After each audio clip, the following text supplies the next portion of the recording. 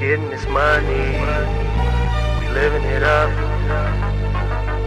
Stop, drop, and roll it, baby. Stop, drop, and roll it, baby. Stop, drop, and roll it, baby. Stop, drop, and roll it, baby. Dropping in on 100-foot swell off the coast. Drink in my hand, blunt lit up to roast. Taking no time to relax my mind. Floating on the 7 seas, leaving folks behind. See, my grind is all about the weed and beat, and the shit that I sip to complete my technique. I'm that freak to street butt naked in the street. For the girls who like my surfboard and their meat, here's a treat. Got you wide open when I speak, as I press fast forward before hitting delete. Ooh, I see. Like a step on the brink of jumping in the ocean just so I can think. At the bottom, got drugs? Yeah, I got them. And if you need something, yo, no problem. Thumbtack, living life on the road to success. Getting wavy out dispensary when I'm out west. Stop, drop, and roll it, baby. Stop, drop, and roll it, baby. Stop, drop, and roll it, baby. Stop, drop, and roll it, baby. To 2 a.m. in the morning and we still ain't done. Crack a dawn with this party till I see the sun. Rising up from the east, drink still ice cold. Rolling up another one because I'm feeling low. Yeah, I got to be at work before it strikes 6. Got a bird in my lap and she's twerking my stick. I slide in the big dick and the girl starts to drive at the snap of the whip. Wild horses on seesaws, penetrating full rawhides and no draws. No flaws, no lumps or bumps on the snaps. I tidal wave smash smooth like a Cadillac. Ooh, I drive down her avenue. Thumbtack refuse to lose, to leave it in while I'm busting, spray it all on the map. I'm Pinocchio, baby, I got some strings attached. Come on. Stop, drop, and roll it, baby. Stop, drop, and roll it, baby. Stop, drop, and roll it, baby. Stop, drop, and roll it, baby. One more hit, one more shot, take it to the top. Champagne bottles go pop, in a Kia 4K, being chased by the cops. This shit don't stop, I'm on the freeway, 94, headed eastbound. Swam in the swimming pool of alcohol and drown. So wavy, swerving lanes and stuff. The big bad wolf, I huff and puff, and blow the whole house of cards away. Spitting bars on tracks with no delay. Yo, did you hear what I say? I drop chocolate until I see Judgment Day. Ricky Bobby shaking bait, while the girl is passing cake. Ain't no limit what I make. I stay wavy while I stay awake. Stop, drop, and roll it, baby. Stop, drop, and roll it, baby. Stop, drop, and roll it, baby. Stop, drop, and roll it, baby. Stop, drop, and roll it, baby. Stop, drop, and roll it, baby. Stop, drop, and roll it, baby. Stop, drop, and roll it, baby. Yeah, baby.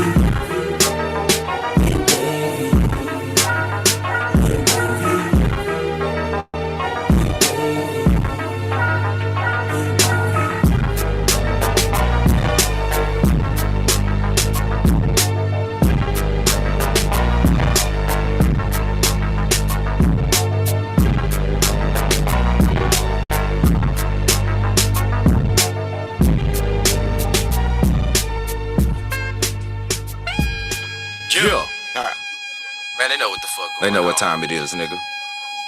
I'm back on that shit. Feel like the street league. Okay, they know what the fuck going on, nigga. I was Cali, he one the chosen, nigga. From H-Time to Cali, nigga. You know what I'm saying? And back to H-Time, nigga. For life and after. We on this shit. Welcome to my city, nigga. Take a trip.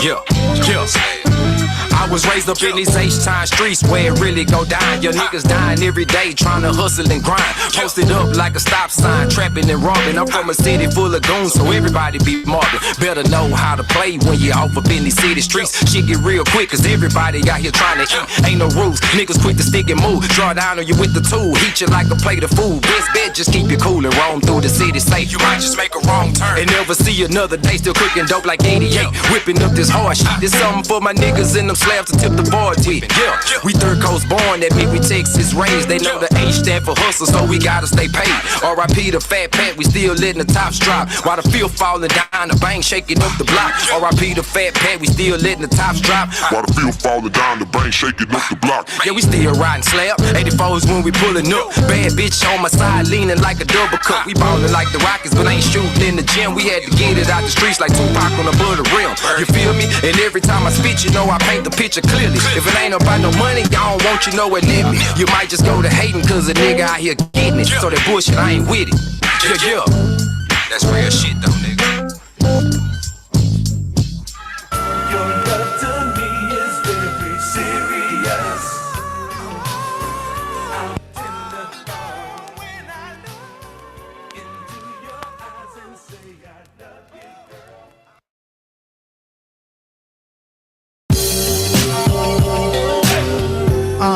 Yo, CA baby, West, hey yo, yeah, MC Wiggs, hey, yo, what up? Another day, another dollar, I'm tryna get dumb rich for myself, fuck a bitch. Raised in the gutter, I was taught not to trick. I kick game and ism is so slick. It's a blessing that I even exist. Trying to manifest my dreams and revenue streams. Lexus with the sun rubbed down to feel the breeze. Ratchet bitches in the bottle with Hennessy. I pop my collar, I know that they feeling me. I'm connected, don't make me your enemy. Legendary, speak on me for the centuries. I keep it playing, I guess it's a Cali thing. Authentic, not a script on your TV screen. See me with 40 midgets up in the limousine. Put your mind to it, you could do anything. Put your mind to it, you could do anything. Another day, another dollar, I'm trying to get Benjamins, I ain't living like this. Another day, another dollar, I'm trying to get filthy rich off of talking my shit. Another day, another dollar, I'm trying to get Benjamins, I ain't living like this. Another day, another dollar, I'm trying to get. Let's go. Filthy rich off of talking my shit. My whole life I've been broke, I'm out for the dough. Cause that shit be crushing my soul. But I got flows and I'm destined to blow up. I got bars, I don't need no luck. So pass me a 40 and let's get drunk. If you love the West Coast, throw your fucking dubs up. If the bitch out of pocket, tell that hoe to shut up. Keep it moving, kick rocks, fly shits forever and never stops. I'm like the mayor when I walk through my city blocks. Popping out from the ghetto, who would've thought that I would chase my dreams and make it happen? Hood famous, fuck going platinum. Respected by the real ones in my city, I'm tapped in, that's a fact. I ain't lying, I acting, gotta keep it 1,000, always get to the action. Another day, another dollar, I'm trying to get Benjamins, I ain't living like this. Another day, another dollar, I'm trying to get filthy rich off of talking my shit. Another day, another dollar, I'm trying to get Benjamins, I ain't living like this. Another day, another dollar, I'm trying to get filthy rich off of talking my shit.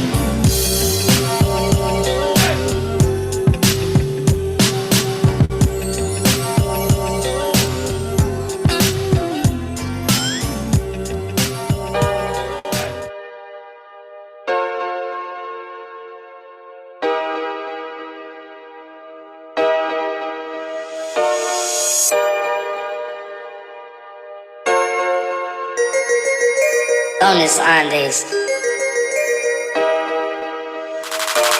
You left me at the bottom, well now I'm at the top. Now you out here looking for me like why don't you just stop? I don't got a thing for you, I don't got a thing for you. Too many people in my business, gotta stay on the low. But my money going up, still hungry to get more. Don't think I'll ever stop, might keep telling me to go. So I'm chasing my dreams, can't seem to let it go. I never had no help, had to do it on my own. Different levels in the game, while you ranking pretty low. I did not see it coming, I was struggling all alone. I gave you my trust and you threw it to the flow. Threw it to the floor when you left me, yeah. Told me coming back for the next wave now. I'm just steady focused on my checks now, yeah. Said I'm steady focused on my checks now, yeah. So glad that you left me. Move on to the left, please. Should've met her on my own. So glad that you left me. Move on to the left, please. Should've get it on my own. They said they had my back, but I'm riding by myself. All black tints, cause I'm staying to myself. Why these niggas wanna hate on me? Why these niggas wanna hate on me? Too many people wanna get it how I get it. I been low key, I been lonely. Don't want no funk, yeah, I keep the heat. I been down for so long, now I gotta eat. They telling me to wait, but I ain't got no time. I gotta get my check, yeah, I gotta get mine. Bitches on my dick, yeah, that's all the time. But me and my niggas, yeah, we staying on the grind. Through to the floor when you left me, yeah. Told me coming back for the next win, nah. I'm just steady focused on my checks now, yeah. Said I'm steady focused on my checks now, yeah. So glad that you left me. Move on to the left, please. Should've met her on my own. So glad that you left me. Move on to the left, please. Shit, I'll get it on my own.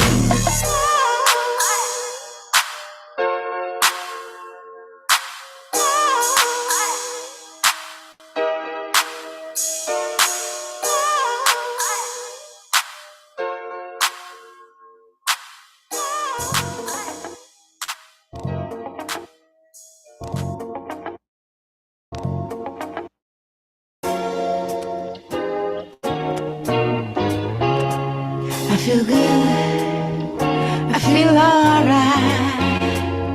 Woo!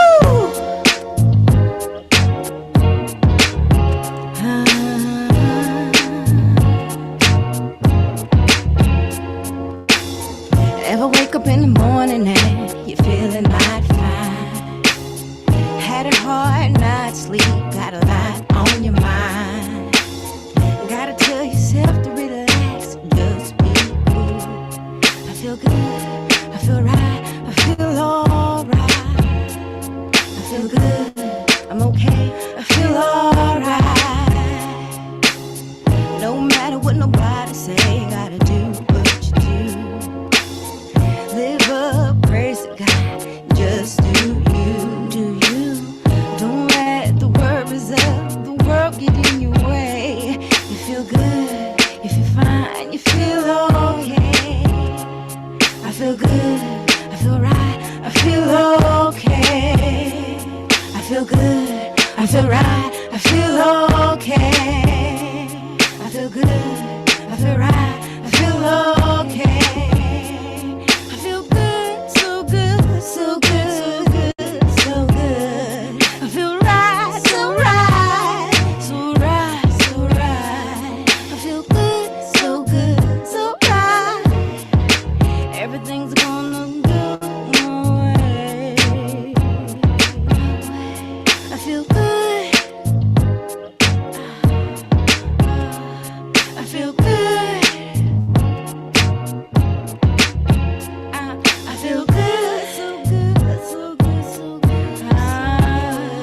I feel good, so good, so good, so good, so good. Do you remember Yeah. you told me you loved me, Yes. baby? So nasty. Yeah. Said you'd be coming back this way again, You busy? Yeah. baby, baby. Rest in peace, Mr. Luther Vandross. Yeah. You are greatly missed. This song's dedicated to my first love. Yeah, she left me when I went to the pen, but it's good. I still love you, baby. Dedicated to my first love. Thug Nasty. You busy? 2010. Woo. Yeah. Now this one, you know what I'm saying? It's kind of special to me, so yeah, I'm gonna take my time with this one. Yeah. Back in high school, I was scared to ask your name, but I knew if I had the game, I could simply explain that to obtain true love in life will remain simple. I'll be faithful every day and pop the pussy like a pimple. I watch you walk to class every day, but I swallow my tongue in fear and don't know what to say. Okay, girl, yeah, you's a bad one, I've never had one, and you'll make a man like me a very glad one. Or a sad one if we got too close and then you broke my heart for another man you chose. Suppose I swallow my pride and blind my fear, but I waited too late, now it's the end of the school year. Damn. 2 years passed and I see you one day. I'm grown up with some game now, I'm ready to play. I approach you like a gentleman with gift of gab. The conversation's getting good because I'm making you laugh. You talk about your baby daddy and the kids you have and how you're always arguing cause he be making you mad. You say he put his hands on you so you put his ass out. And even though y'all ain't together, he try to run your house. I didn't trip, I understood the situation. You wanna kick it, but your baby daddy's always hating. So I'm debating, shall I leave you alone? No more red roses or conversations on the phone. Love TKO, I guess I better let it go. Move on with my life, learn from it and try to grow.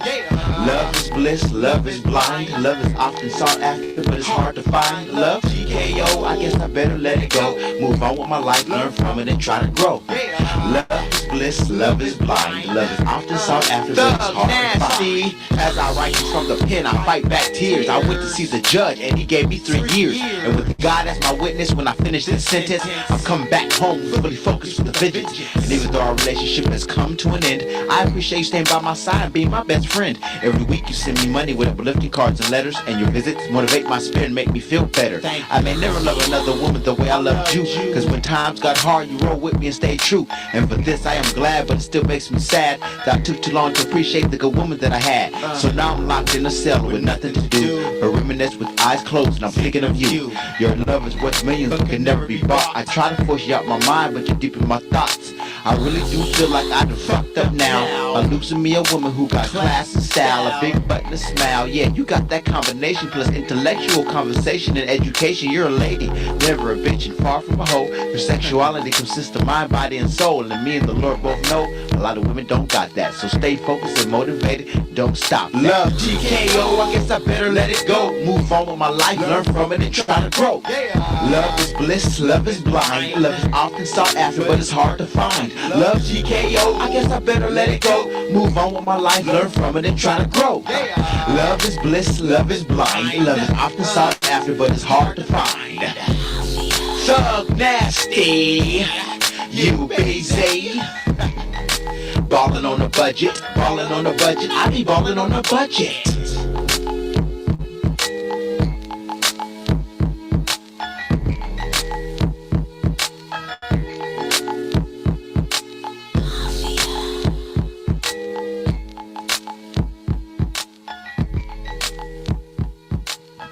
Yo, what up, everybody? This your boy DJ Rowe, and we are getting started. Tonight is Anna's Global History Radio.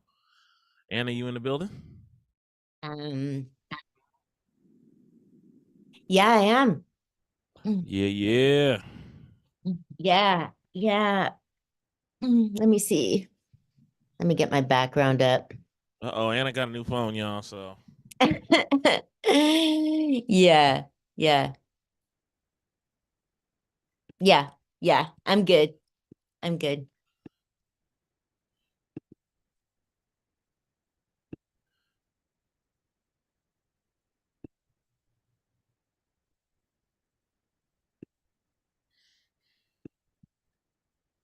I fell asleep, so I'm still in my bedroom. Oh, okay. Yeah. I was at a event at a celebration for Cassandra James. So, and before that, there was a butterfly festival that I went to. In Vallejo? Yeah, it was I didn't know there was one in Vallejo. Yeah, it was out on Mare Island. It was huge. Oh, okay. Yeah, I thought it was just a small little community thing. There were a lot of people there, and I couldn't, like, I'd been wondering for a while, like, wait, do they bring a bunch of like captured butterflies or something? But it was like an environmental fair sort of thing. So I wanted to go out and show some support. The organization that I just did my project with, the or some stories, was putting it on. Well, some of it, they just had a booth there. That's what I'm saying. I thought it was just like that, the program, but it was huge. So yeah. So then we were talking about how we don't see butterflies so much anymore. Butterflies and bees. Didn't you used to see bees more? Yeah. Yeah, you're right. I noticed that I don't see too many butterflies. No. It's good when you see them because they're just part of nature. I mean, everything fits together. Butterfly, um, bees are endangered. Like when you think about it, we need them to for plants and for things to grow. So yeah, get happy when you see a bee, people. Don't just well, I knew some people are so scared of bees. I mean, my mother was, but she was a drama queen, but um my neighbors would go running inside, which was fine if you're that scared, but would they'd try and kill the bee. And bees are endangered. Don't do that. I think I know some people who are allergic to bees, so I see why. Yeah, but you should just get out of the way, basically. I mean, but yeah, I remember that too. There's definitely people that are aware of that are allergic to bees. It was just something came up more when I was a kid. But okay, it's also claimed that for people that are allergic, if you get bit, the next time's worse. And it gets worse and worse if it ever happens to you. I've heard that about other allergies. I think that's true of peanut allergies too. What do you mean with peanut? Like if you eat peanuts and you get it once? Yeah, then if you get it again, it's even worse. Wow, I didn't know that. Yeah, it's bad. I mean, that's one reason that peanut allergies and all of that are so scary. I have a friend who's just has terrible allergies and like peanut allergies and all that, and she winds up in the she's wound up in the hospital, and over the time I've known her, it was maybe I think I've known it to happen a couple times, and yeah, each time it gets worse. And then that's just so hard because she's always scared, sort of. I mean, not like debilitatingly scared, but there's just so many ways that you can accidentally come across certain things. And yeah, yeah. Okay, so were we gonna review Planet of the Apes? Ooh. Isn't it? It's like a cult. Um, I I was having the conversation with some people yesterday, explaining some of the stuff that we like to talk about this show, and some of it was sort of cultural signposts or markings. Because didn't it used to be a TV show? Yes, I don't know if it was a It TV was. show. Yeah, it was. Okay, I remember the movies. Yeah, yeah, yeah. There was movies, but I don't remember a TV show. It was old. Yeah, that's just I wasn't meaning to bring that up, but yeah, I remember watching it with my brother, and it probably scared me or something because I was like that guy. That's the kind of kid I was. No, I wasn't scared. I think I remember something sad happening on it. I don't know, maybe one of them died or something, but the funny thing is, I think they look pretty much the same as they did all those years ago when they started out. Like, what are some other shows and things that have continued into movies that started out as TV shows? Aren't some of the Marvel things, didn't some of them start out as TV shows? I don't remember Marvel, but I remember DC did, like That's Batman's, Oh, them. Yeah, Superman's, and stuff yeah, like that. yeah, yeah. I don't remember Marvel too much. I guess Marvel did have cartoons. Mm-hmm. That count as a TV show? Yeah, sure it did. Even more. Okay. Yeah. Like the Justice League. I rem that I mean, that's the only reason I know what some of those things are because I never saw the movies, but yeah, Batman and Robin were on TV when I was a kid. And what was the name of the villain in their story? In Batman and Robin, Yeah, they had a bunch of them, but I think the main one was always Joker. the Joker. Okay. Okay. Yeah, it was always the Joker. And did they have a boss? Were they one of the ones where there was some mysterious guy that would give them instructions and stuff? Oh, they were like I freelance. don't remember that. No. I'm gonna have to look up that origin story because I don't know. Um, you just kind of it's just such a funny relationship, Batman and Robin. Um, okay, Batman and Robin, there's Bert and Ernie.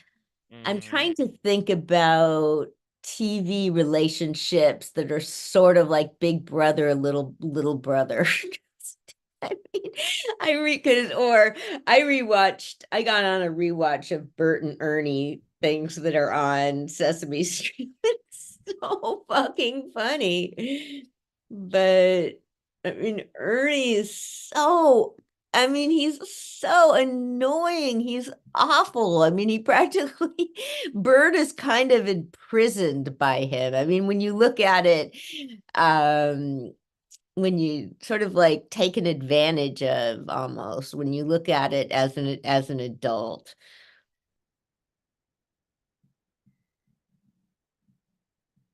Yeah, I'm gonna He have to just go back and look at those old Bert and Ernie's.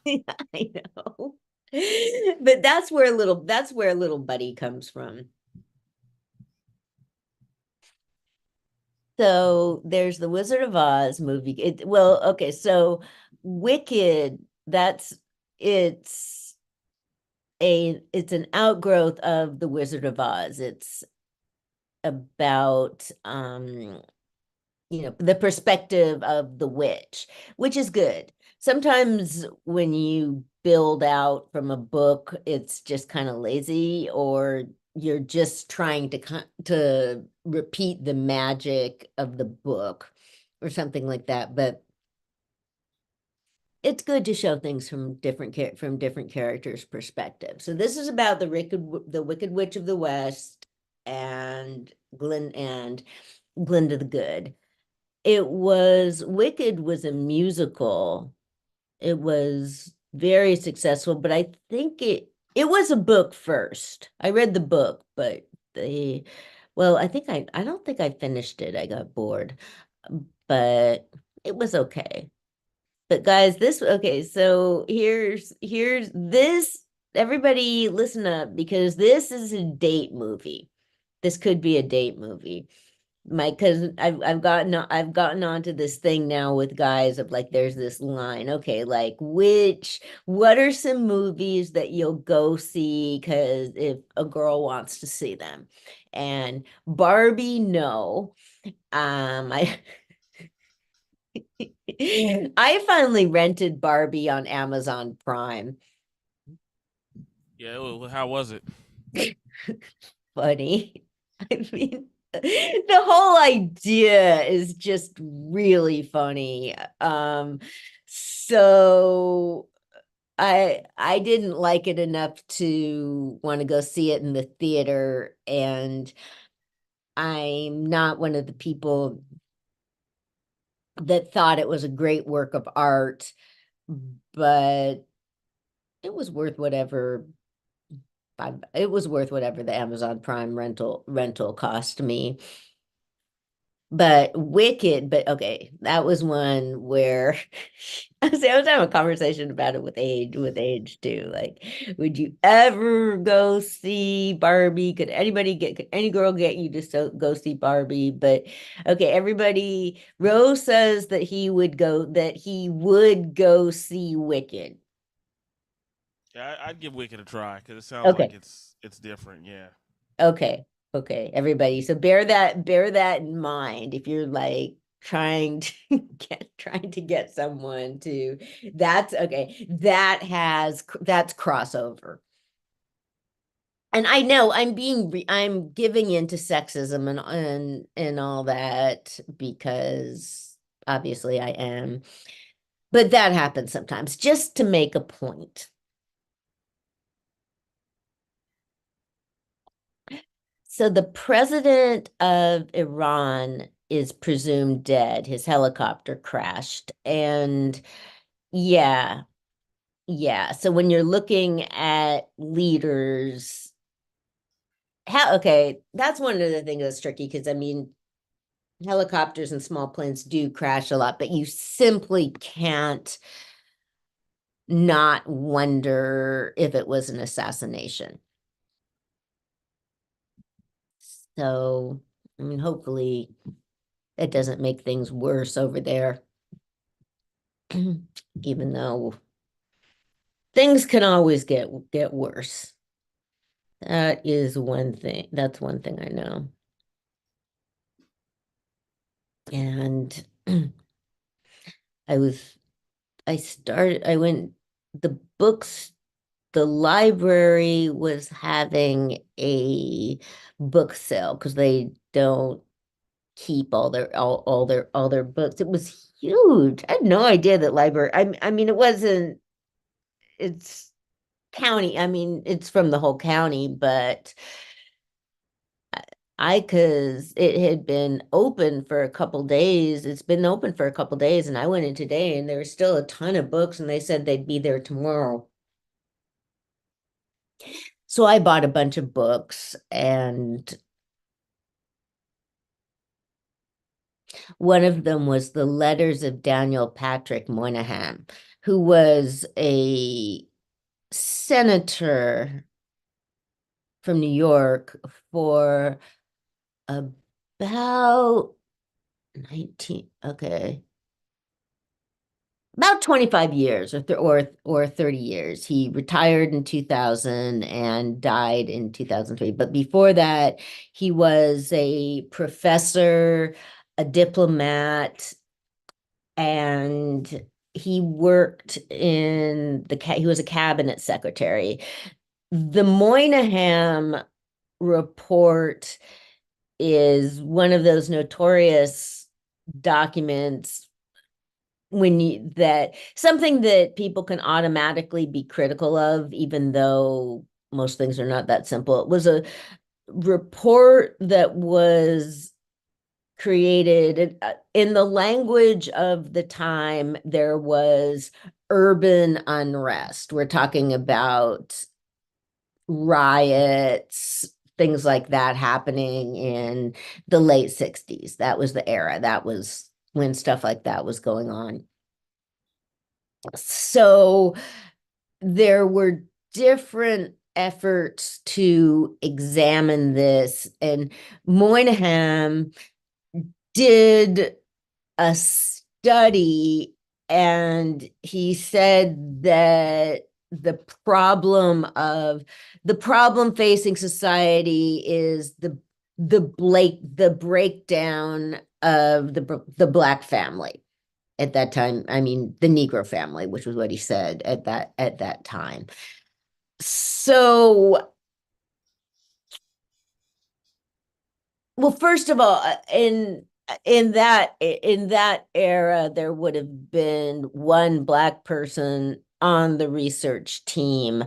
So there's already that going on. So it's an example of how skewed something can be, of how with research, the very way that you define what you're trying to find out is going to have an influence. Like with the riots, so they're trying to figure out why is this happening, and they decide to blame it on the breakdown of Black families rather than looking at it from a societal level. Like, okay, Black families are not just breaking up because they are combusting. There are societal factors, incarceration and removal of children, that break up those families. So it's like they're saying it's like they're saying that's the cause of problems rather than something that happens as a result of problems. For the time, he was overall a good guy. I mean, he was overall coming from a good place. If you, I mean, nobody's gonna go read, no, well, it's gonna be it's not like it's that simplistic what the report did, but nothing's changed. I mean, this was probably 60 years ago now. So there was drama and a scandal, and it wasn't released. I'm not really sure what that all meant. I guess because what does it really mean to release a document like that? And how do we know about it in the first place? It wasn't shredded. So I'm not really sure what happened with all that.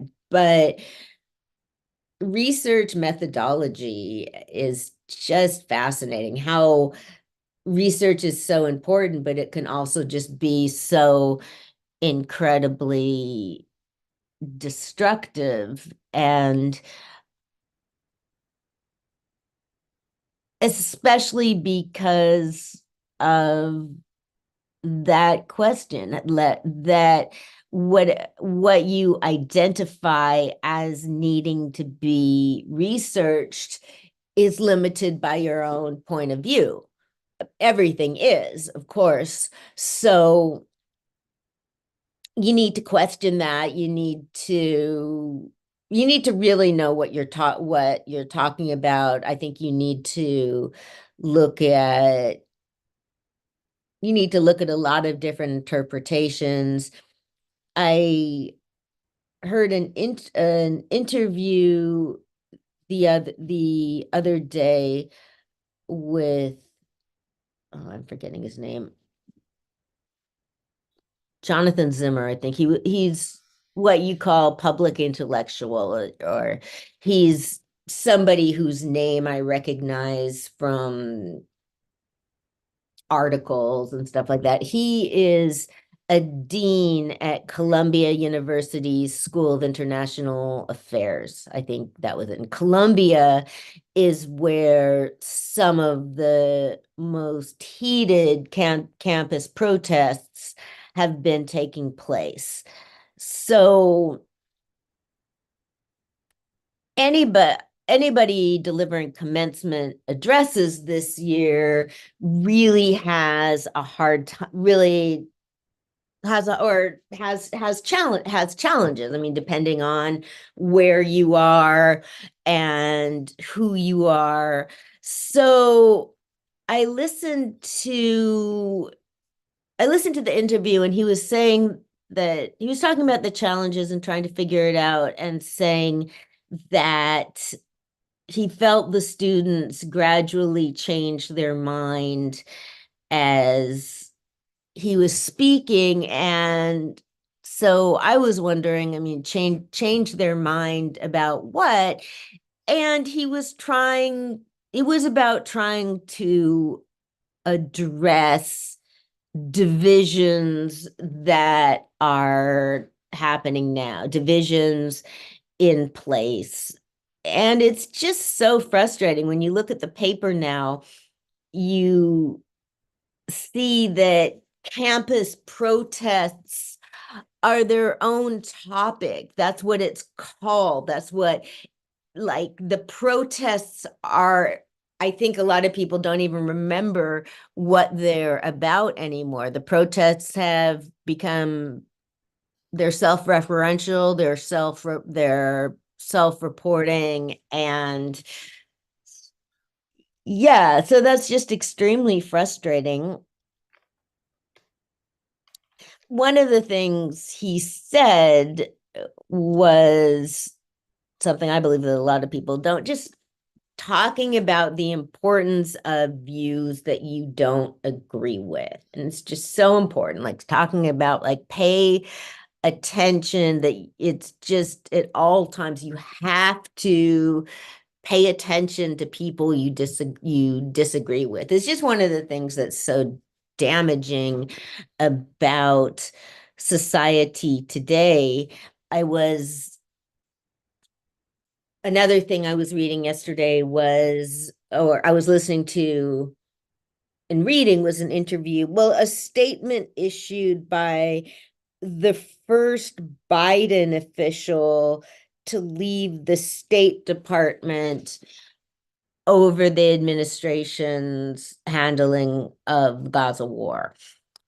She's a Jewish woman, and so yeah, plenty of people have left because of it and registered, but she was the first Jewish person.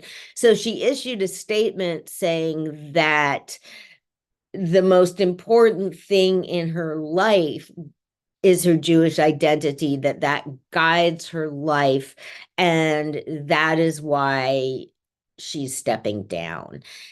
And it just made me think, I mean, what I've talked about, and she used the word genocide, and genocide in Gaza. And that's one of the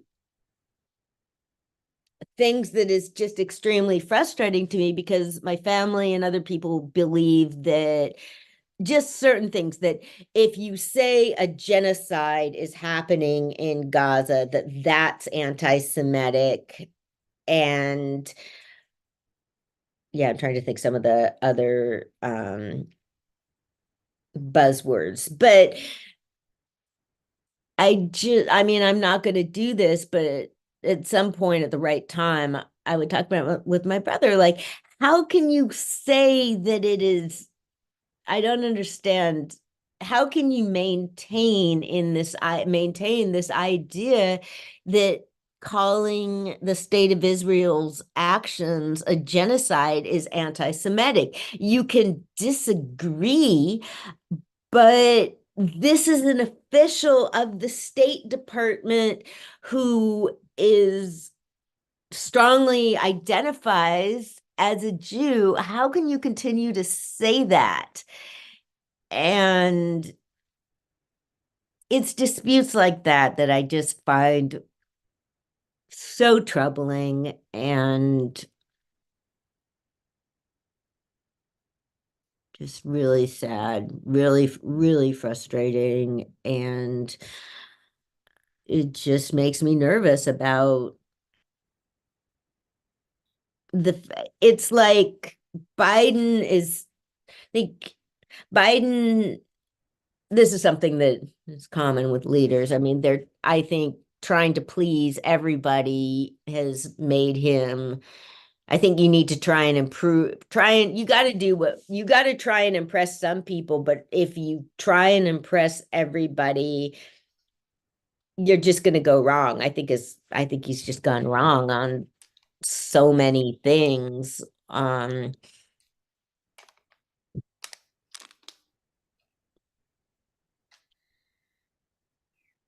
Yeah, I mean, you're looking at people that were trying so hard to be part of a solution, that are uh, the diplomats and people like that. Those are the people that really can make a difference. And so somebody who cares very much about the issue needing to quit her job because she can't be part of that institution anymore, that's a big deal. It's really sad. Yeah.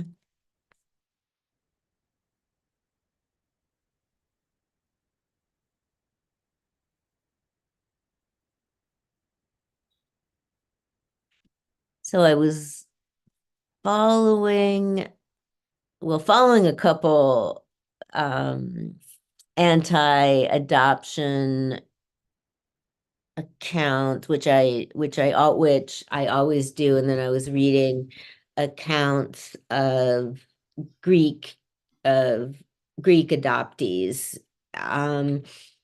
And so adoptions from different countries, there's reasons that it will come in clusters. The largest group of adoptees to the United States were Korean, and that was between the 1950s to about the 90s, or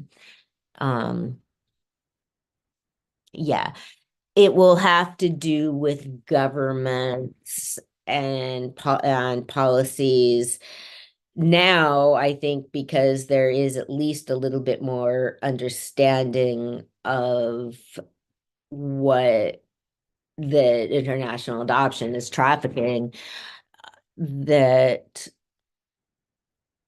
like, for a while, as I mentioned, a lot of kids were being adopted from Russia, and then Putin shut that down, which was a case of doing, I mean, he was doing stuff for the wrong, he did everything, I mean, he's evil, so it wouldn't have been for the good reason. But I agree, when countries do that. El Salvador stopped foreign adoptions because it's corrupt, and it's children, there's just children are taken from their mothers, like sometimes just flat out taken from mothers that are poor.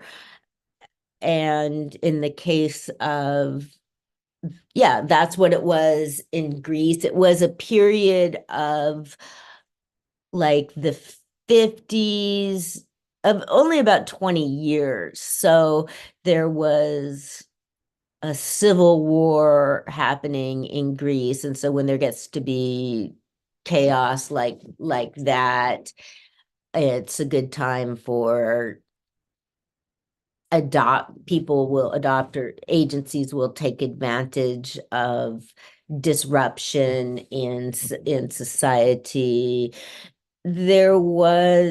You have the issues of Holocaust survivors adopting children. A lot of indigenous children were adopted by Holocaust survivors, people that for various reasons were unable to have children, and I mean, wanted to have children. That certainly would have represented trying to have a normal life, trying to, I think, for people that had undergone trauma and atrocities, and mostly had so much lost their families, lost their communities, lost their country, lost everything, that having children would mean, it would give you something to look forward to. It would give you a way to look ahead and something to think about, and a feeling of getting back something that was taken from you. So there's we've talked about the Yemenite children, but I've been reading some articles. We've talked about that a lot, the kidnappings of Indigenous Canadian children. And so a lot of those parents many of them were Holocaust survivors. I was expecting that. Actually, I thought that it's another geographic area where there needs to be study. I was in the anecdotes. Well, what I've been reading was just oral personal histories. I haven't gotten into the actual book yet, because that's kind of what I'm expecting to see, that a lot of those babies, there were some like would have been attractive to Jewish families to adopt because they're like darker, but not, you know, they would blend in more to a Jewish family. But that doesn't work when you look at the, I even remember, I mean, the narrative of adoption when I was a kid was that you can just change your family. That it still is. And so I was, what the, okay, oh wait a minute, that's what the problem is. It's like disappearing. Then I was reading passages today by somebody just saying it means you lose everything. You lose your family, you lose your culture, you lose your identity. And there's evidence that, I mean, it's known that as soon as you take a baby away from its mother, you've traumatized the baby. That infants are supposed to be like developmentally, they are supposed to, it is necessary for them to have that human contact at all times. And so I think it's one of the things that's become more understood over time. There was this concept that used to exist called the blank slate, which meant that if you say say that things that happened when you were really little, before you could remember, that things like that didn't affect you that much. If you what happened to a baby, oh, you were just a baby, you don't remember this, but it doesn't matter because you're still developing and growing during this time and having those experiences. So that's why they say the first 6 years of life are the most important, because that's where who you are, your personality and everything is developing. So the less attention you have at that age, the worse off you are developmentally. And yeah. You want to take a break? Sure, let's do it. Okay.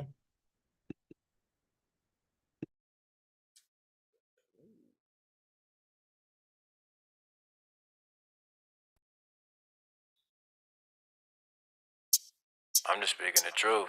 Yeah. Cause I swear I don't get it. You know, it's like, it's real. They want me to rock that. A nice chain on, the Rolex diamond watch. I don't even rock with the physical like that. I'm trying to tap people back into their souls, you know what I'm saying? It's real.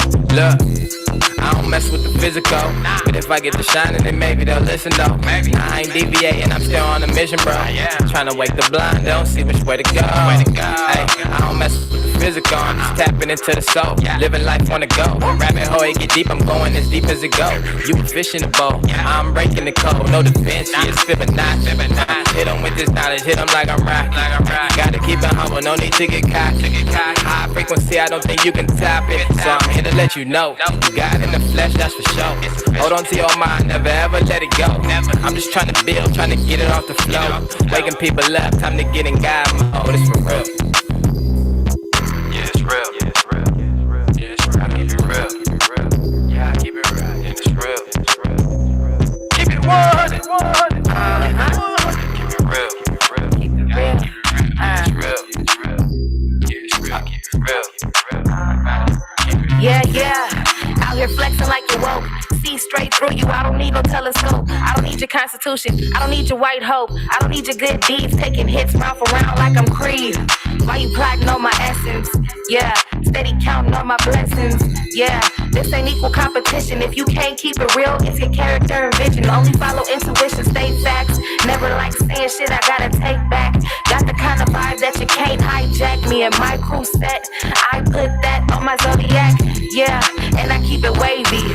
Stay rooted deep so you really can't shade me. Keep my aura clean so your energy don't phase me. Too elevated so my soul can be great deep. Yeah, it's real. Yeah, it's real. Yeah, it's real. It's real. It's real. Yeah, I keep it real. And it's real. It's real. Keep it 100. 100. Keep it 100. Keep it real. Keep it real. Gotta keep it real. Yeah, it's real. It's real. Yeah, it's real. I keep it real. Keep it real. I gotta keep it. Yeah.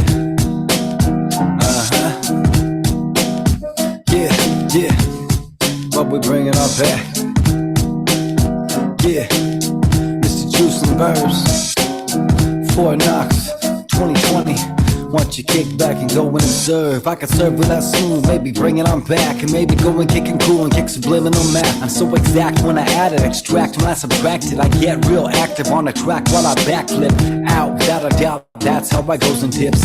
Throws and hips, that's just looking for them Trojan tips. I mean, I need them tips all up in my face while I try to go and make them bullets start to ricochet off my chest plate. Cause I'm so beastie, it's the ass man, the super duper human that's hooping them like the X-Clan. And now I'm feeling wishy-washy on these sloppy hoes. I wanna go and eat a nasty pussy like a sloppy Joe. You know how poppy go, I gotta do it mega right. I'm trying to bubble up and go and keep my paper tight. I'm on these day-to-day capers trying to go and get my name major. And I'm trying to gain favor with these Hollywood execs and these janky promoters. And everybody in between is just trying to get over. I'm the Mr. Juice mission, but you can't intercede to what I'm trying to go and do, what I'm trying to go be. Man, I started on a 2 and I skipped past the 1. All the thugs in the party, please put down your gun. Grab a drink, grab a girl, go and pull her up close. Put your hands in the sky and represent the West Coast. Man, I started on a 2 and I skipped past the 1. All the thugs in the party, please put down your gun. Grab a drink, grab a girl, go and pull her up close. Put your hands in the sky and represent the West Coast. Yeah, the left coast, man, I love it like a juicy ass. Champagne bottle, sunsets and jacuzzi cash. We got the sand beaches, kush with the loud scent. Wall-to-wall hobbies in every city that we represent.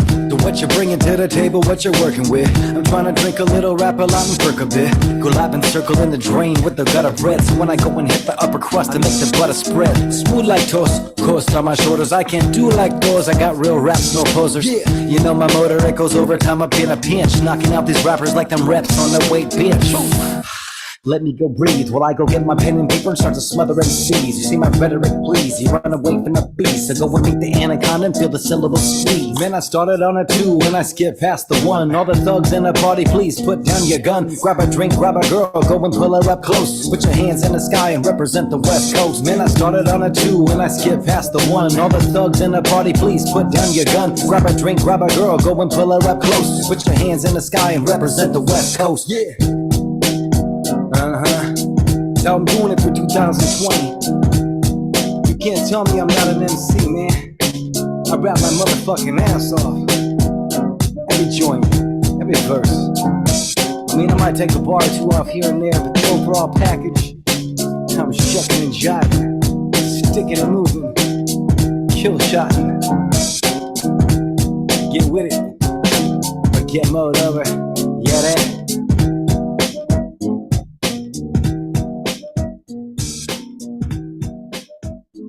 Yeah, what up, everybody? This is your boy DJ Ro, and we are back. Anna's Global History Radio. Anna, you in the building? Yeah. All right. Yeah. Who've we just been listening to? That was Mr. Juice. I don't know who that is. I don't think you've ever met him. He was on Duck Soup a few times.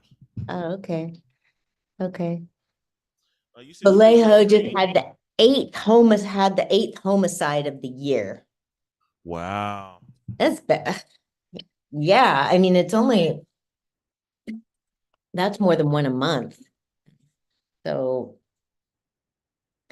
yeah, I mean, it's a drag because it's so hard to find out that stuff. I mean, I don't want to be tied to social media, but I want to know what's happening. And it takes the local paper a bit to catch up to stuff, and they don't have the space to catch up to everything. So yeah. So what's also been going on, yeah, let me share the screen. I'll show you the video from the other day.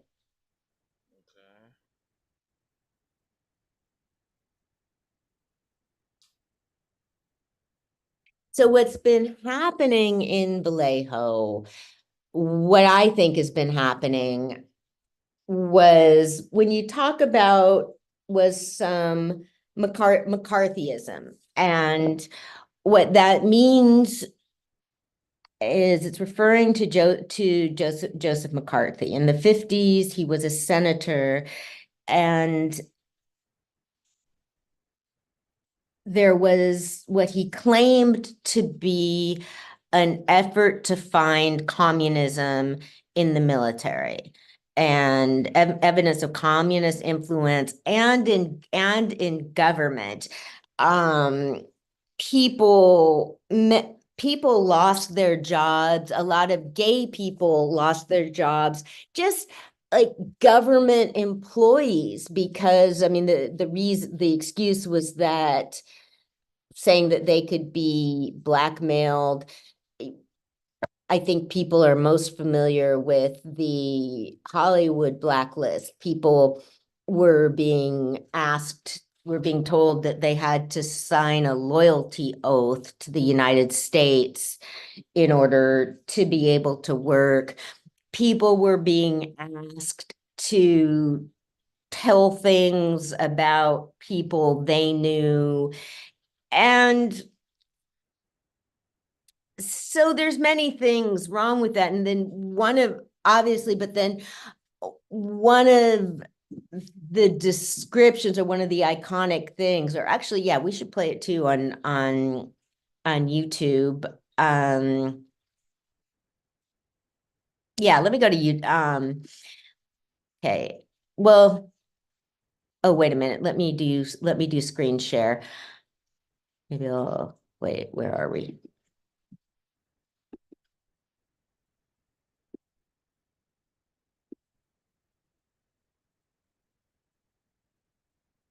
Okay. Okay, can you see what can you see? Yeah, it says City of Vallejo meetings and agendas. Yeah, here, okay. Oh, Here's Anna. Decision. Well, your constituents are paying attention to this one. Thank you. Thank you. Our next speaker, please. The next speaker is Anna Bergman. Whoa.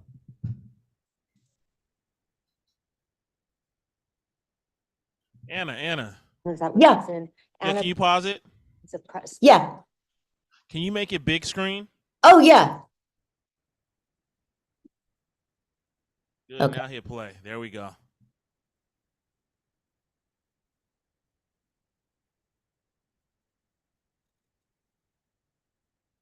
Didn't realize that was what's in.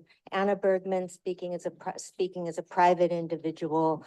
I'm paraphrasing some things I've said to people over the past couple years, particularly more over the past couple months, and emails I've directed to Gillian and Natalie. Many years ago, I was targeted and bullied at my job. I had an abusive job. It changed the course of my life. It was one of the most painful things ever to happen to me. And when I wound up in a position saying to my boss, I'm a nice person, I'm a good person, it was over. When the assistant city manager said to a group of volunteers with no authorization to do anything that you were not hiding anything, I felt the same way. No one should need to defend their character in that way. It is clear to me that you care deeply about the unhoused and are putting up with this treatment for them. This town is broke. There is a global housing crisis. I don't know of any municipal projects that don't go over budget. Somehow this community has created a narrative that this is something personal. Nobody is personally responsible, and some, but not everybody, there's a lot of misogyny in this. it's the staff's job to provide information and making recommendations.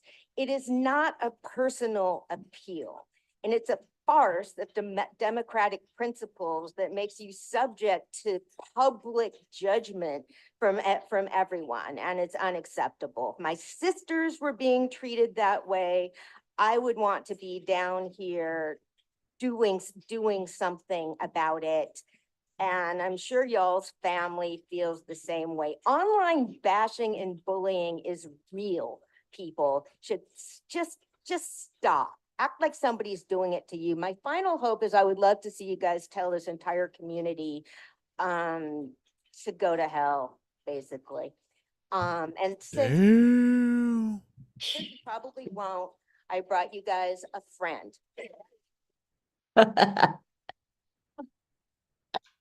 Thank you. Our next speaker, please. Alex Mathias. There you go. And while he's walking up, Merritt, that's our last in-person speaker, and then we have 3 speakers currently online.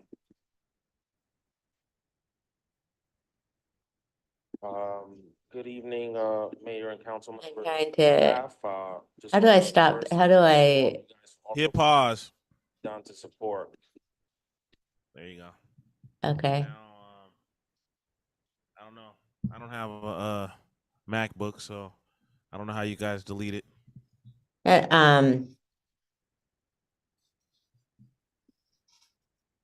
There you go. yeah. So, so what we're talking about here in Vallejo is housing. What Vallejo, and there's supportive housing, a project that is been worked on for a couple years. It's 70% done, and they need more money. That happens all the time with projects, and because things are out of your control. Somebody that the city was working with bailed, and people are saying that it's somebody's fault, that it's the staff person's fault. People, well, for obvious reasons, don't like working at the city of Vallejo. A lot of the people that there's like one person, Gillian, pretty much, who was there at the beginning of the project when a couple of years ago when they got the idea for this. And so she's been managing it, and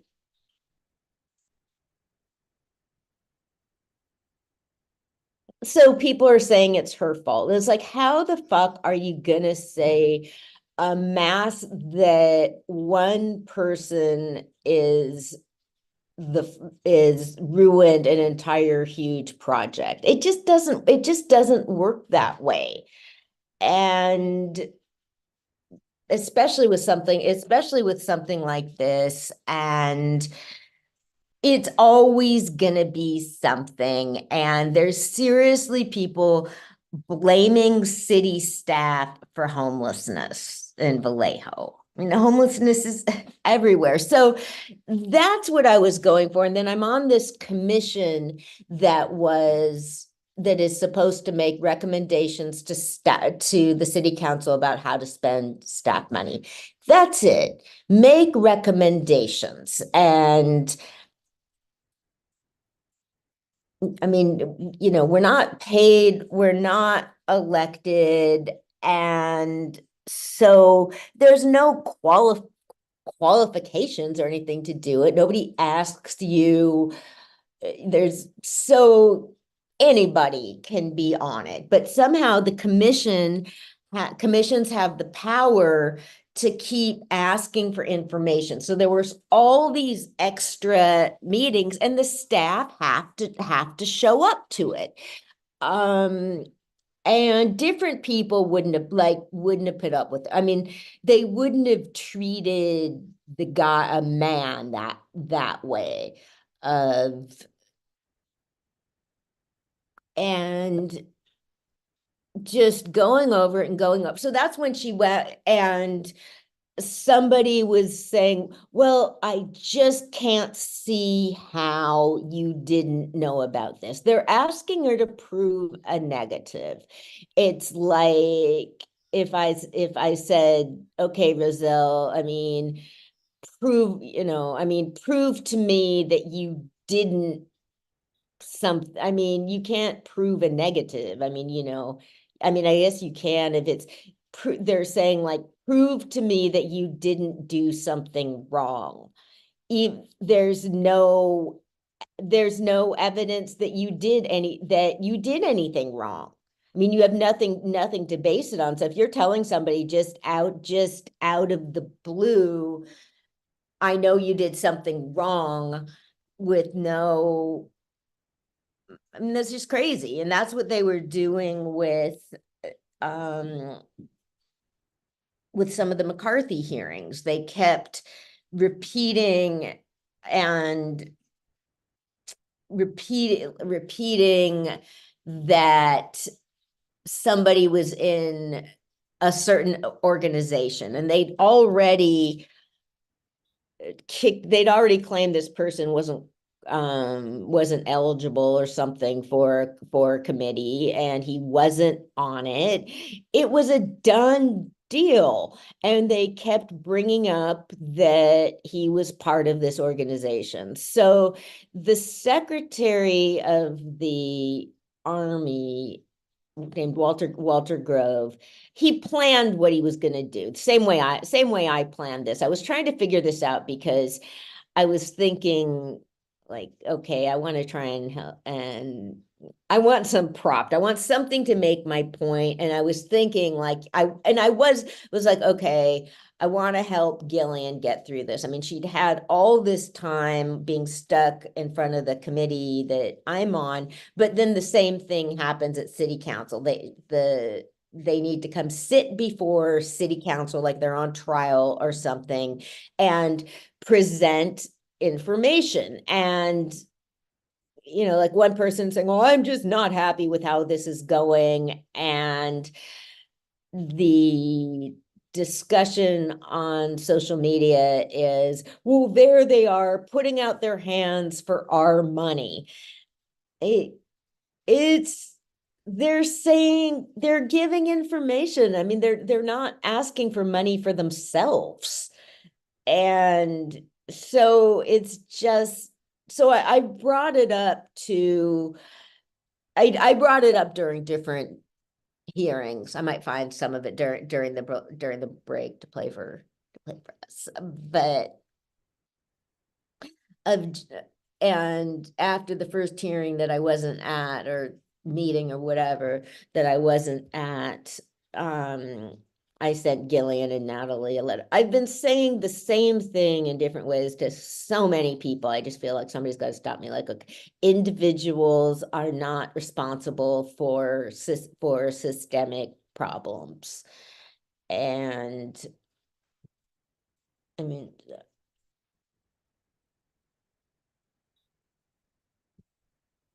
okay, so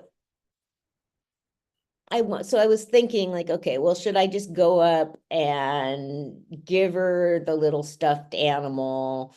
But I mean, and I'd said to her, I emailed her saying, I don't want to embarrass you, but I want to speak about this issue at city council. And she'd written me back thanking me, and she didn't say don't do it. So that meant, she couldn't say do it, but she didn't. She would, if she didn't want me to do it, she would have asked me not to. So I was thinking, like, okay, should I wanted a way to just make the point to everyone. And I mean, it was a tense thing. And when she saw the little puppy, she smiled. So I mean, just to make the point. And there's people that come to the city council meetings that have been criticizing Gillian for years, making personal insults, and she just has to sit there and listen to them, or she's believed that she has to, and she doesn't. I mean, the politicians need to listen to people, but she doesn't have to.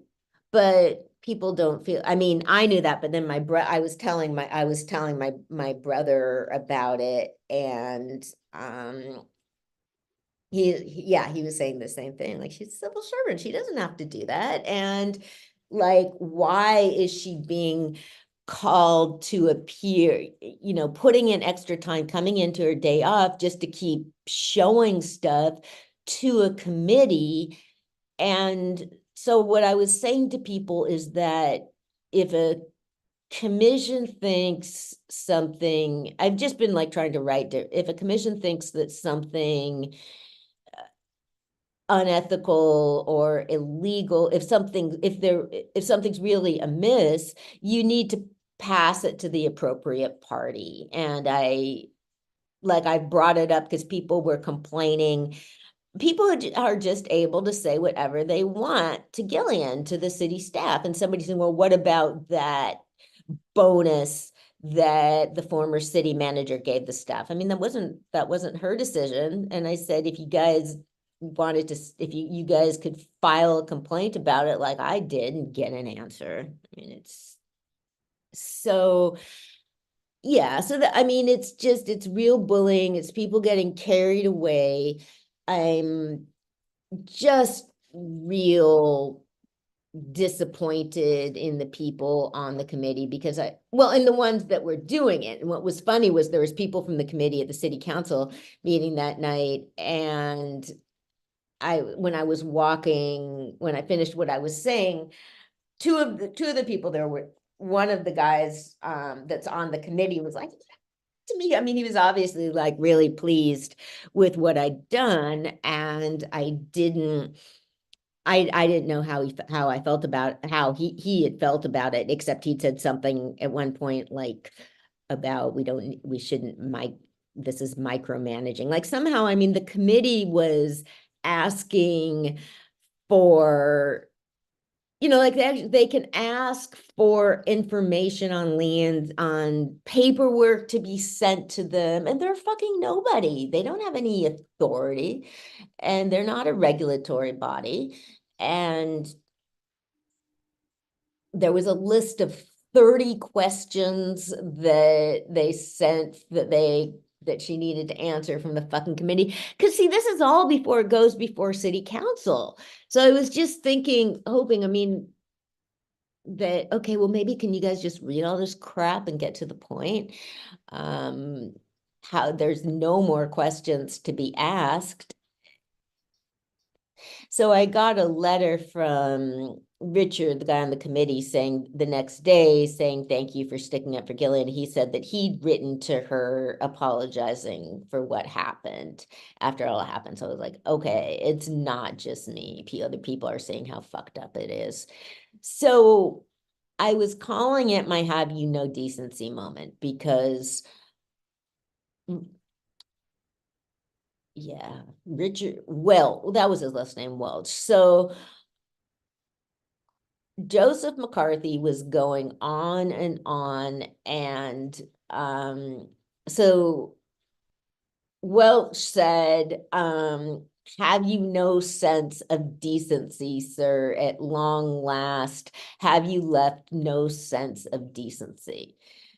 And it's just considered iconic because especially like people were watching this was the 1950s. There were 3 TV stations.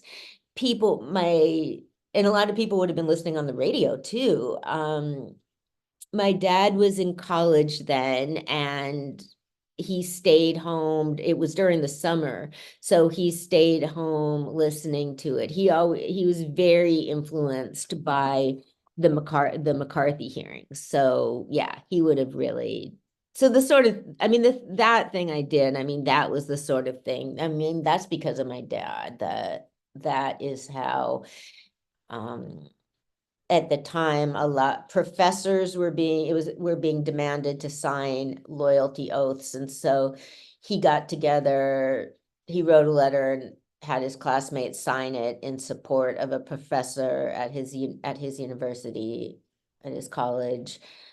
So yeah, maybe I can pull it up. So I mean, we talked about this before. I mean, it for many people, for many generations, it was something a lot of people knew. It's a phrase that have you no decency. I mean, but it's actually have you no sense of decency. How things get misquoted.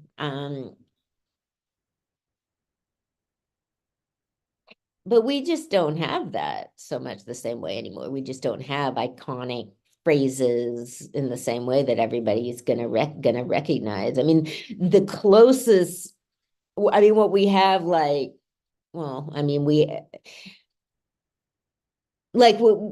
have things that'll go viral. We have things that everybody in certain communities will know about, but not like they did when you would seriously have people, like if you ask people that were around during the McCarthy hearings about it, I mean, a whole lot of them, I mean, fewer of them are around, would remember, because there was just less to watch. There was less to read. There was less to keep up with. Well, there was less news to read. You had more time to read books and stuff like that.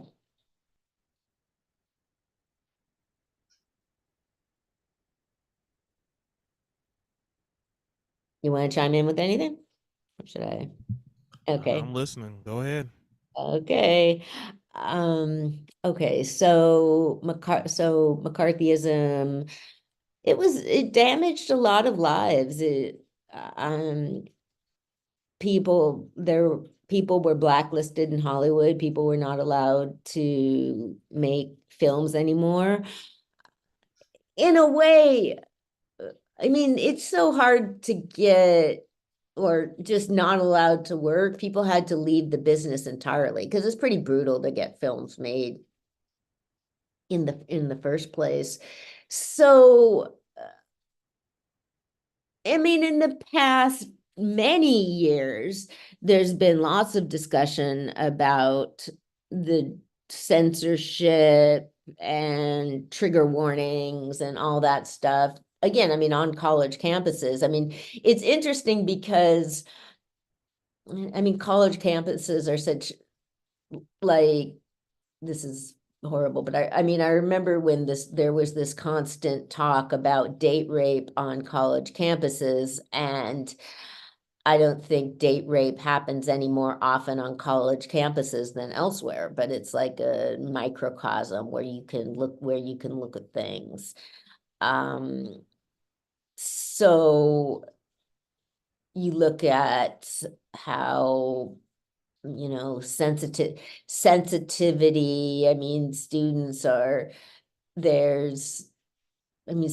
can file complaints because of being, uh, like somebody complained about, I don't know, complained about a teacher using the N word, not even like reading it just something. I mean, like, just like one thing. I mean, I remember the occurrence. The teacher was not using it as a racial slur or anything, and like an English class or something, and that's college, or I don't know, but I mean, it's white students. The first. Um,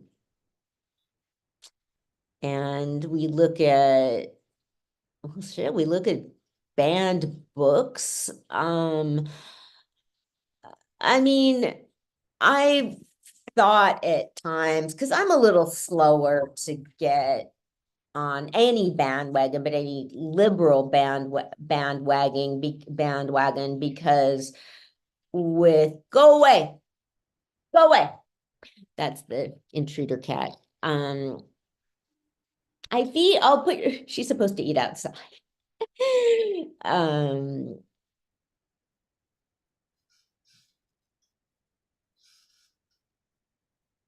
yeah, I just lost my lost my train. Oh yeah, just the general silencing, and it's gotten really bad. It's the reasons that books can be banned, the influence and power that is being exerted over teachers. I mean, it's kind of the same thing. Like, yeah, I think that parents, I don't think it's wrong or necessarily for parents to have issues about their kids like being assigned certain things or but it means that okay, these decisions are being made by people that aren't even teachers. That's the efforts. So it's like the issue with the budget here is somebody is subject to judgment from anybody. I was when there were all these meetings going on, I wasn't saying anything because I didn't know what the fuck they were talking about. I don't know how to read big complicated budgets with clauses and millions and all of that stuff. So I wasn't going to cut people off, and so I didn't. I'm just trying to pay attention and stuff like that, basically, because that's real hard for me.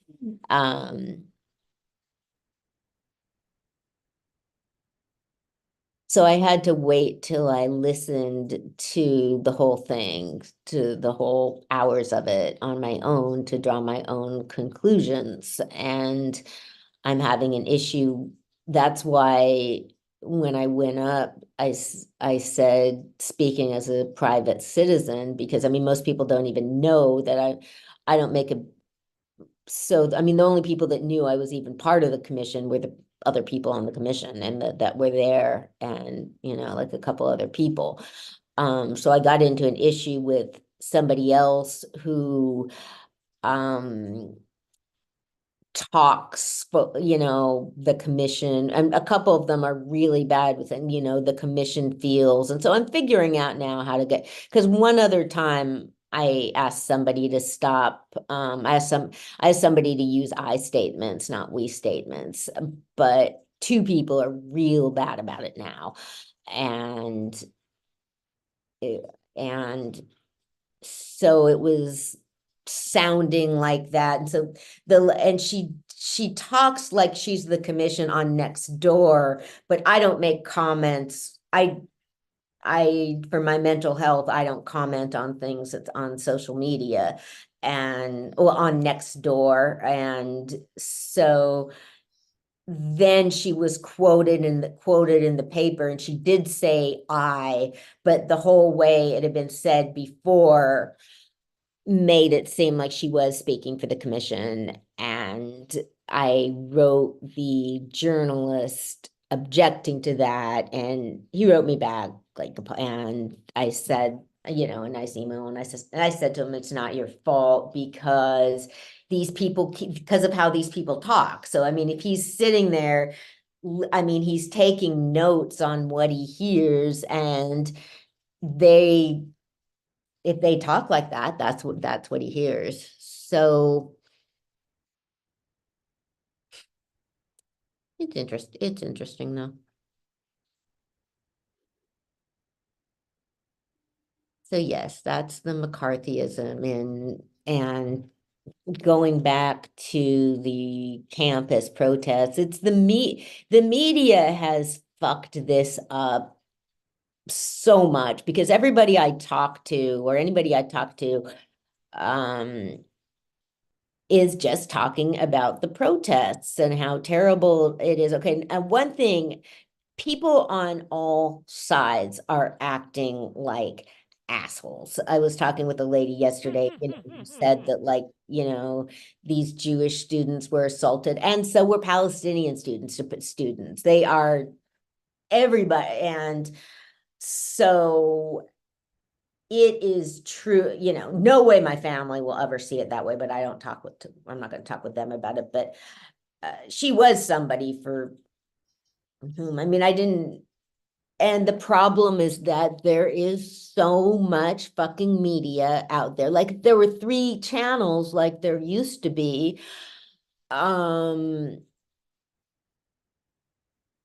we wouldn't, it's not like not like that would be perfect either, but we wouldn't, like in a way, if you say you have 3 points of view to look at, you can pay attention to the 3 of them and think about it and decide what you think. But when you're bombarded with stuff all day and social media posts and all of that, it's too much information to make up your own mind. So if somebody thinks, somebody will see a video of a group of students being attacked and they think that that's what's happening all over the place, whereas there's different communities being assaulted too. So I just find that frustrating because yeah, so and of course they're not covering all the constructive things. Like it was just Passover and there were a lot of Jewish students that had seders at the protests and Palestinian students joined them. And I mean, I watched a segment where a Jewish student that had been injured talked with one of the leaders with a protest leader. There's stuff like that happening too. And the speech I listened to, or the commencement address by the Columbia professor, I mean, really was pointing that out so well about how ideas, you can get so stuck in one idea and it's bad. I mean, there's a graphic image of everything. So okay. So I was telling that lady that something or other, well, you know, if you watch Al Jazeera, you're gonna see something different. She's like, well, they're not reliable. And I was like, everything has its errors. If you watch a couple good sources, I mean, it was like, okay, I watch Al Jazeera and I watch the Israeli news. So I'm like, okay, I hear everybody's perspective.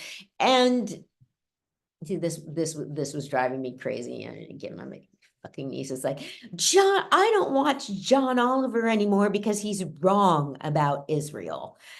And like, okay, no, you disagree with him. Do not, like, you think that a TV show with an entire team of writers, an entire network, they're not incorrect. They're reporting a different viewpoint. I mean, yeah. So, you know, I I mean, agree. yeah. That's why I think you should watch a couple of different, news outlets to Yes. kind of get different perspectives. Yes. Yeah, you know, my nephew said that, you know, oh, I turn off NPR when they start talking about Israel. That was kind of worrying me because what the fuck? It's a liberal. I mean, what are you going to hear that's so So I just said it's important to listen to things you disagree with. You know, but yeah, that was the I mean, I really try and do that. I mean, continuously. So yeah.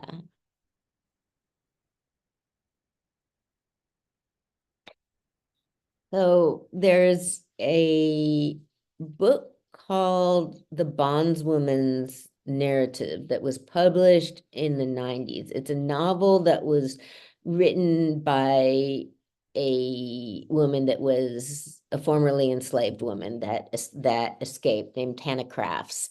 And Henry Louis Gates Jr., the African-American scholar, found the manuscript and published it because, you know, of course, you had a whole lot of people going like, "Oh no, I mean, no, a Black woman from that era couldn't have written a book." Well, she did. So now I want to go back and read the book now, but I'm reading, what I'm reading is kind of a book about the book. And he's about, because after you do something, I mean, scholarship just needs to constantly be building on prior scholarship. So Henry Louis Gates did a bunch of huge amount of research and study to understand and establish and publish this, and then this writer really looked at the manuscripts. What was amazing was just how much they could tell just from such little things, like figuring out exactly like when things were written because of the age of the ink and the paper, and looking at hand imprints on the side of the paper. I mean, that's just amazing. That's just, I would really like to go see a lab that was how they figure out stuff like that. Yeah, but it's pretty interesting. So can we take a break? Yeah, let's do it. Okay. Global history, y'all.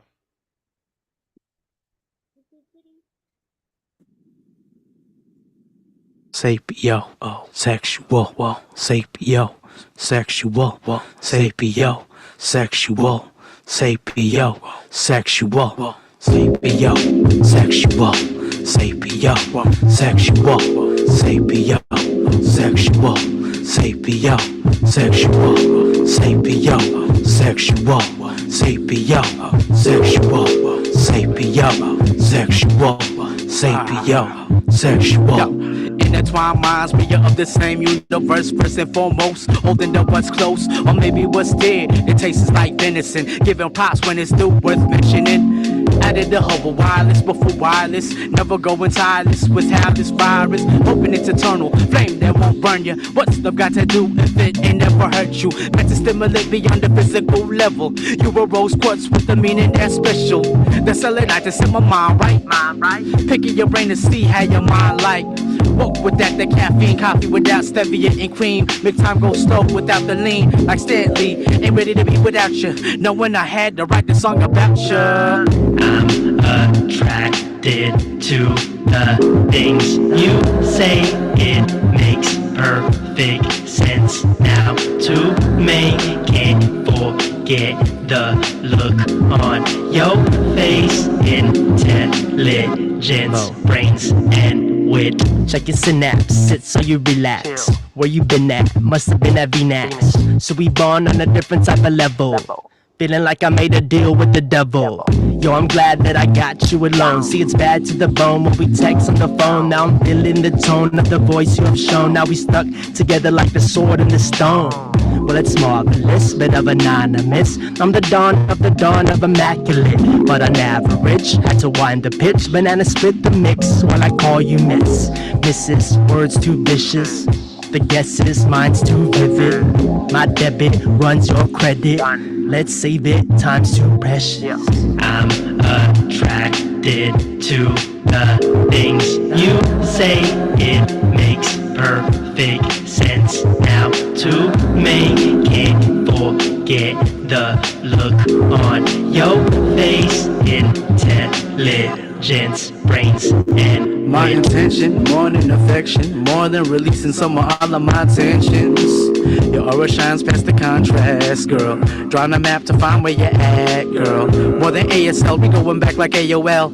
But in real time, on the line, we can be connects, put you on the Rolodex. Ain't too good to be true, no need to second guess. Don't need to flex just to test my strength. All that I need, forget the rest. Beautiful soul that I admire like so. Minds alike that we both mindful. Don't need to say a mouthful or be doubtful. On the same wavelength, boundful. We can just vibe with or without getting high. So into you, no lie.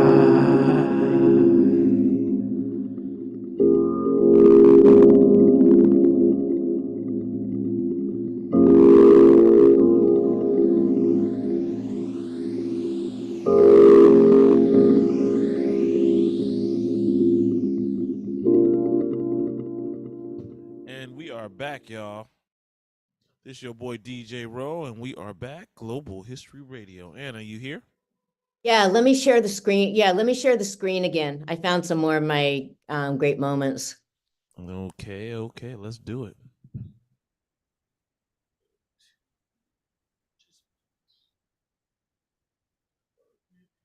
Making her the host.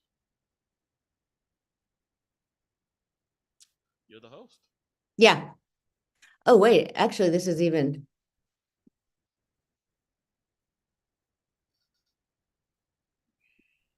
Okay. No.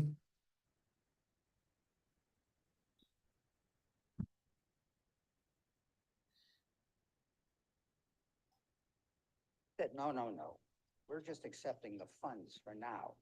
The project. Okay, we don't want to listen to him. I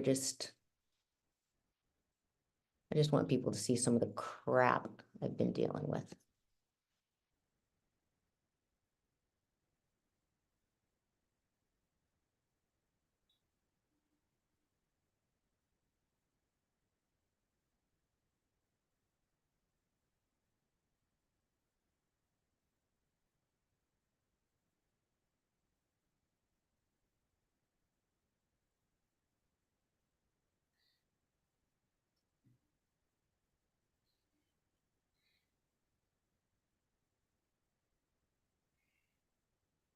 Okay, I want to say that individuals are not at fault here. These are systemic societal problems. Okay, this is a broke town. There is a global housing crisis.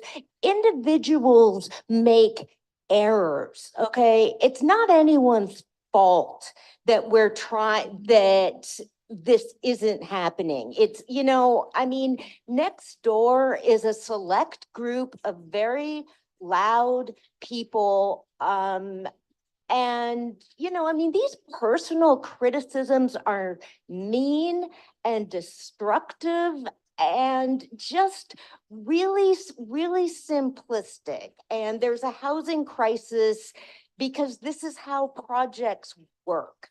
So, I mean, I feel that I am here to work with the staff. We're sharing information. I've had this conversation with many people privately over the years. And yeah, I'm saying it now that I'm on Measure P, not because I'm friends with the staff or anything. It's just how I've always felt. And I'm now in a position to put that forward because of being on this commission. There's societal problems and no individual should be blamed for them. I would just make note that all of Okay, so let me close this one and okay. May I speak, Commissioner Bergman? Yeah. I like that, man. That was like a good picture. I like the how they had your name up there, Commissioner Bergman, and everything. That is cool. It is cool. Well, it is cool. Okay, let me listen. You know, I was about to send in my dogs on you. Burn dogs, that is. Okay. Could we take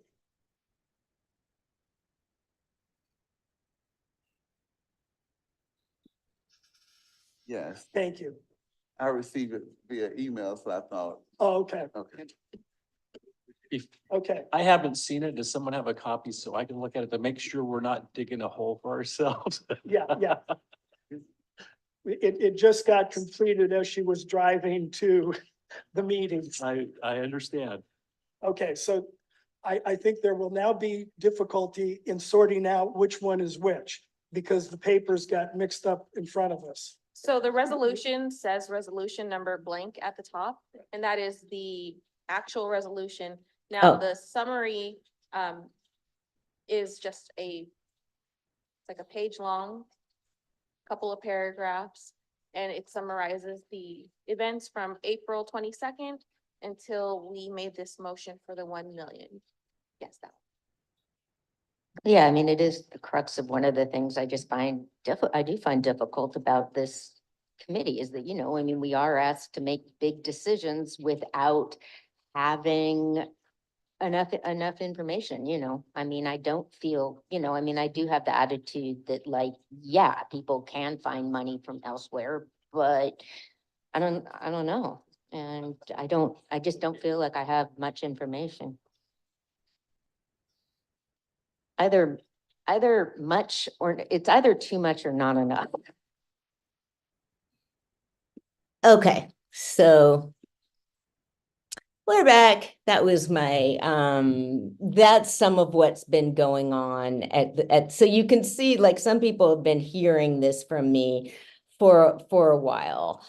And yeah, so that's why I'm saying I'm trying to be careful. I don't know who's hearing what, when, but yeah, it's a trip because I thought when I got on these commissions that it was like a meeting or something that you'd sit around a table.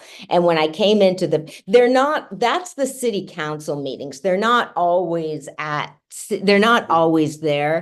up on that dais. Sometimes they're just in one of the multi-purpose rooms, but you're still at a table. They set up a table and you have name tag, like commissioner with a microphone. And then depending on the space, like sometimes, like the first time we had a meeting in the council chambers, I was like, oh my God, I don't want to sit up there. But yeah, I mean, it's funny. I had no idea it was going to be that formal. So but you can see how when I made in the first one, there's these two guys that come to all the meetings. Yeah, he'd been talking about next door about all these, and so that's why I said that. And then we have to get people's fucking fortunately they don't give out our private emails, but he sends emails that get sent to us. So I gotten this long email from him and I just looked at it. I was like, who the fuck is him?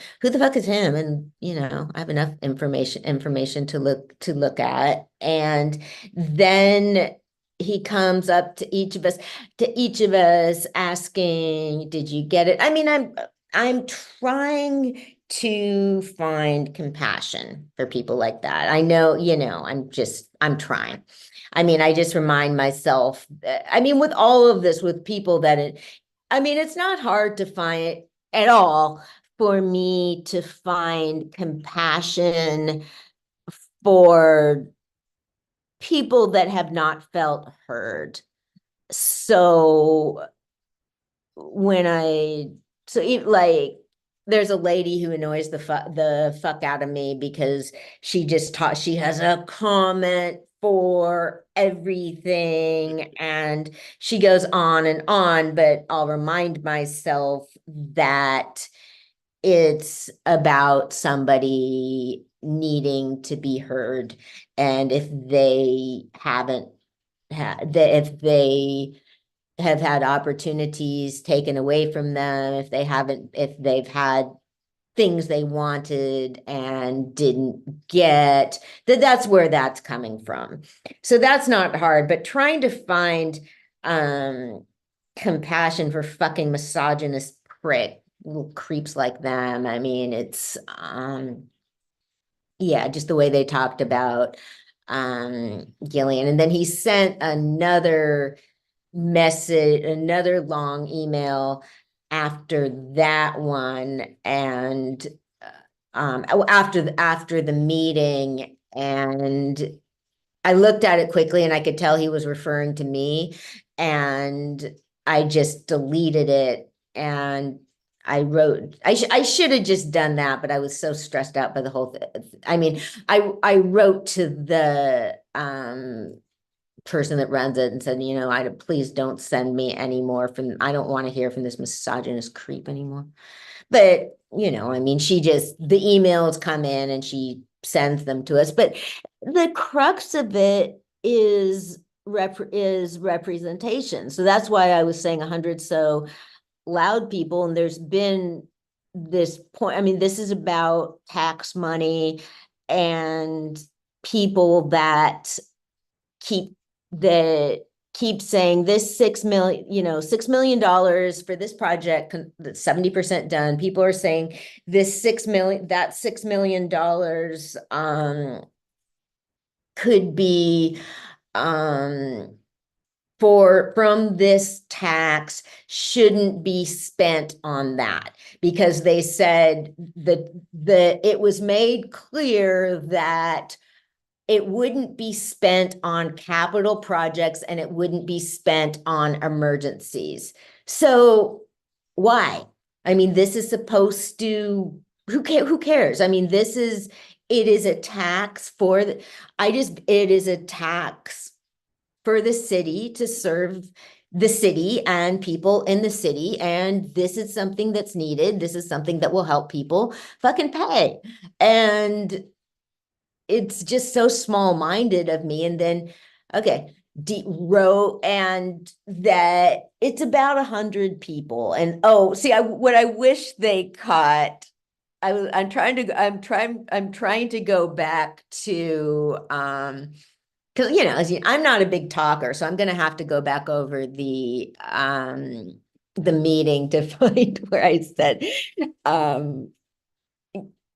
because this job, okay, because yeah, Roe thinks the $6 million should be spent for that. And I was talking about it with a friend of mine that runs a food pantry, another friend who is very involved in the community, does a lot with the unhoused, and both of them were saying, like, of course give the 6 million to this project. And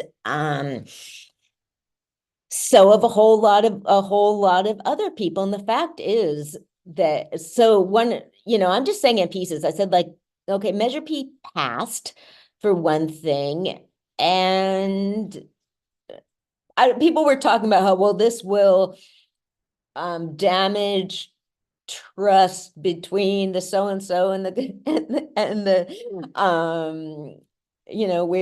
and damaging the voters. And I said, that's not my job. That's council's job to deal with the voters. I mean, when I wanted to say, I don't give a shit, but so I was trying to point that out about Measure P, and I mean, about these people basically repeating things from their own echo chamber. And okay, not a lot of people vote. I mean, I think maybe that information, I'll go back off, I'll have the number for next time. I mean, I think maybe 50, there's like 120,000 people in Vallejo. I don't know, maybe 40% vote. So okay, so that's the whole city. It's their tax money too. They live here too. And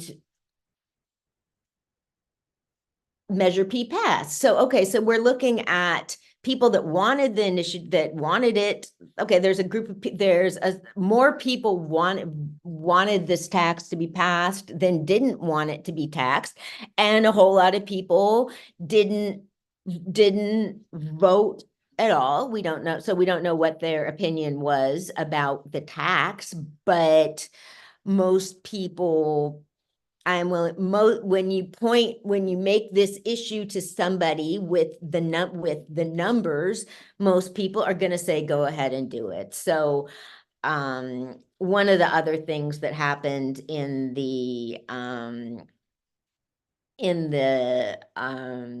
meeting was somebody was they were going over the stuff that happened and evaluating everything. And so somebody said that, the town hall we held was very important, that good. And I said, no, it wasn't. I said it was a waste of time.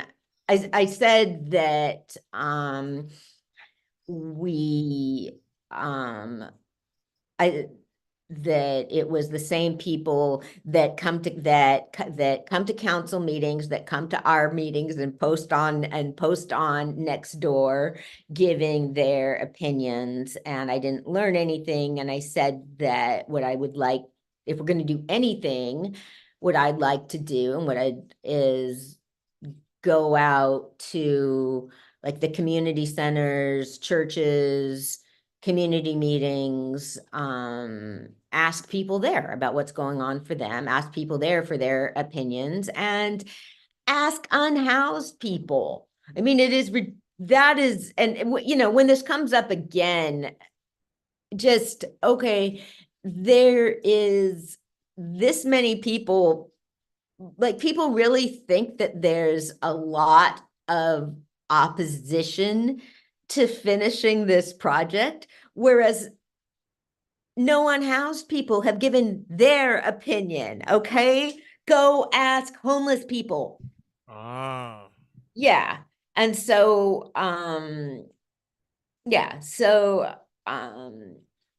feel like the reason, and I'll point this out too, and I think people gonna, the reason that people are appointed to certain positions is for them to not think about voters. That's the idea behind lifetime appointments to the Supreme Court. I mean, the idea is if somebody doesn't need to worry about being elected, they'll do what they think is right. And I was, I said that in another meeting too, that we'll fire, I wasn't elected.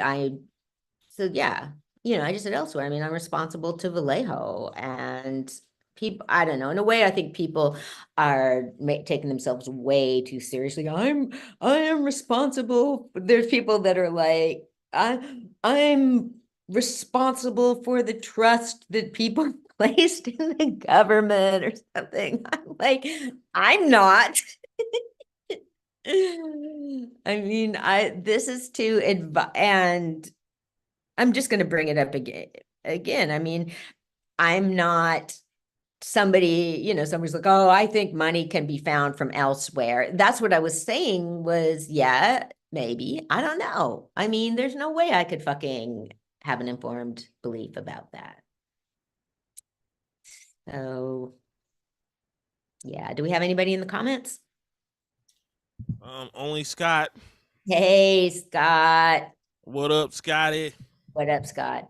So I found a pretty fucking fun show to watch this week. I can't remember, called the Nick, and it's about a fictional hospital that's called the Knickerbocker, and it takes place in the early 20th century, and it's about surgeons. So it was really, I mean, before the 20th century, surgeons weren't even doctors.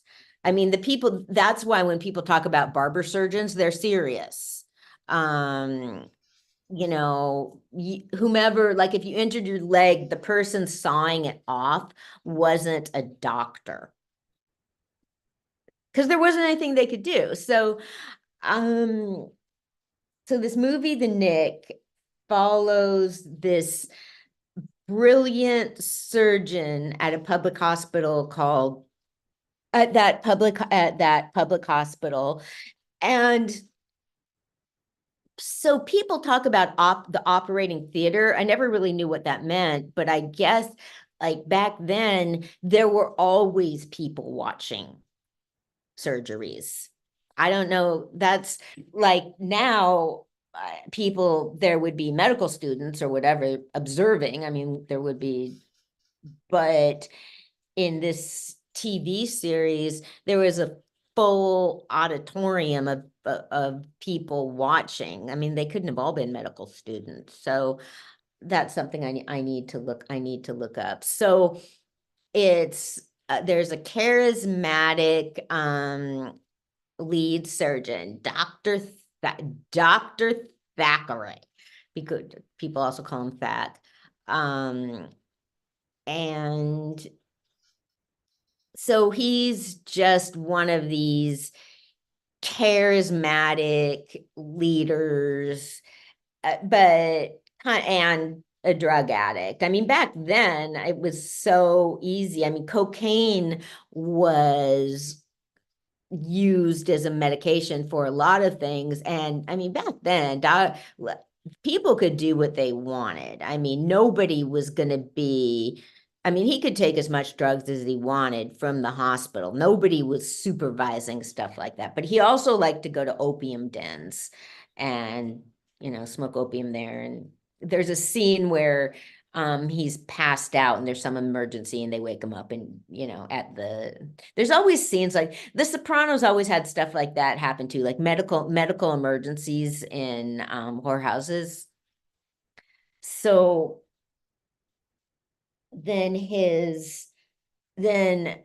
there's a black surgeon that comes to work there, and the board of directors tells them that tells the chief of the hospital that they have to hire him.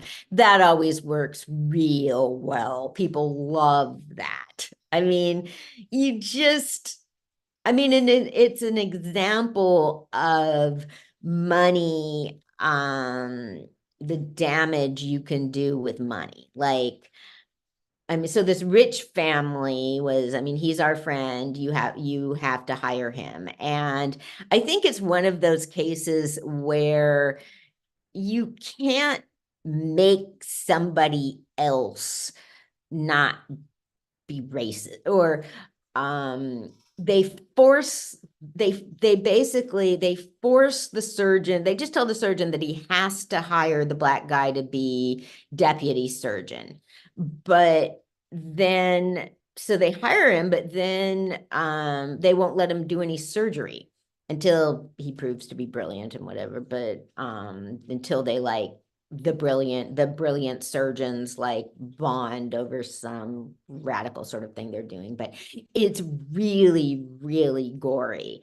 And I don't mind medical gore at all. So, but a lot of people would not have liked that. And then there's all hospitals in that era were always usually attached to convents. So there's a character who's a nun, and on the sly, she performs abortions. She goes out to perform abortions.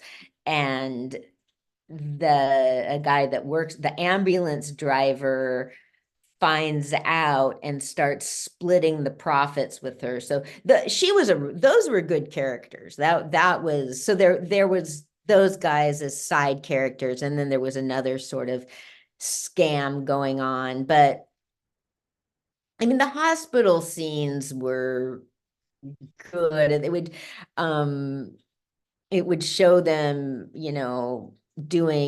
they kept pigs right at the hospital for experiments. Nobody back then was tripping about animal research. So they would show that when they want something in the lab, they just go out and back. We're like, here, Wilbur.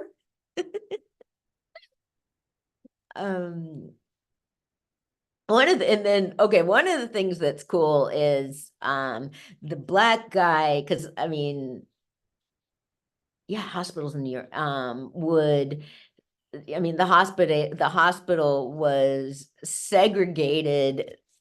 So he set up his own clinic in the basement and ran that for quite a while before anyone found out. And he, so he found these ladies that were like housekeepers that were good at sewing. And so he taught them how to so they were the surgical nurses. He'd perform it, and then like for the incision, he'd be like, stitch that up. So when he got found out, one of the doctors came down, he's looking at one of them, he's like, aren't you a maid here? And she said, I am a surgical nurse.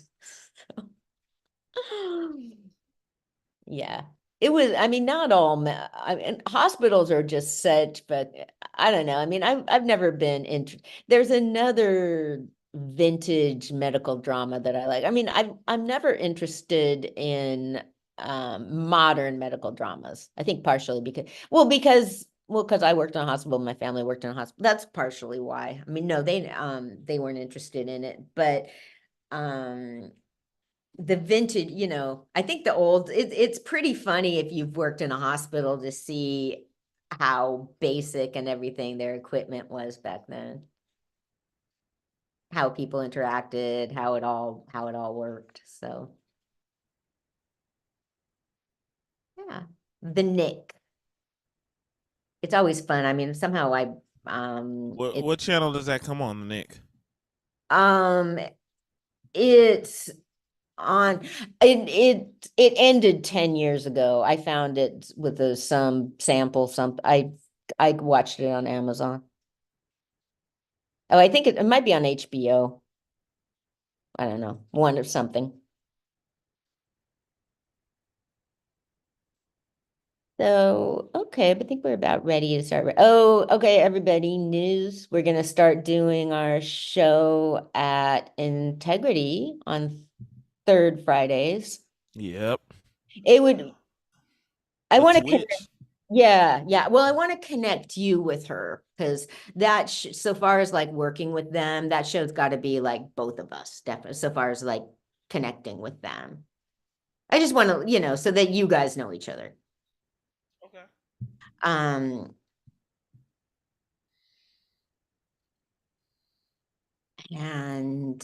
then we have our Pride show. That's soon. That's real soon. June 1st. Integrity. That's going to be awesome. We have a couple of guests. Yeah, we do. Our special host, the one and only Yes. Shantae. Yes. And we have a performance by Tifa Love. And Julia Jackson. We got a surprise comedian and some other guests slide through too. So we do. That's what I seen on the flyer. Well, Shantae. I mean, not Shantae. I mean, Julia. Oh, did she put down that there's Julia Jackson. Oh, did she put down that there's a surprise somebody? No, oh my God, you're busting me out here. I was talking about the comedian. There's a comedian on the flyer. Yeah, that's who I just. Yeah. Sorry.